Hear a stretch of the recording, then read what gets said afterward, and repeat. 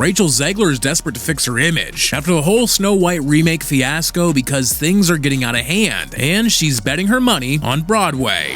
Aphrodite, don't forget me, Romeo and Juliet! The Colombian actress was supposed to be the next big thing in Hollywood, but ever since she got cast as Snow White, she's been in nothing but hot water. First we have Miss Snow White, who's supposed to be the fairest of them all, being played by a Hispanic woman. And don't get me wrong, Rachel Zegler is wildly talented, but this is a diversity cast if I ever saw it. This pushed Rachel into full-on damage control mode. In fact, she just played in the closing show of the play Romeo and Juliet as the female lead, and according to the audience, she's absolutely crushed it. Many of those who once canceled her are now giving her standing ovations, and critics are calling her performance captivating. Rachel, obviously, amazing voice. She's also so talented. I've loved her for years, and just seeing her like with my own eyes live was unlike anything else. But let's be real, her good girl act wasn't enough to make everyone forget the disaster that was the Snow White remake. In fact, the way Rachel handled herself during the press tour ended up costing Disney a fortune, basically making it one of the studio's most expensive flops ever. As we know, Disney is in the process of slowly cannibalizing itself, eating away at its own legacy until soon, mercifully, there will be nothing left. At first, Disney was hype about it, making a modern Snow White, but it backfired really bad. Can you imagine the impact of the lead actress openly hating on the story and calling the original Snow White outdated and weird in an infuriatingly snobby tone? I mean, you know, the original cartoon came out in 1937, and very evidently so. There's a big focus on her love story with a guy who literally stalks her. Weird.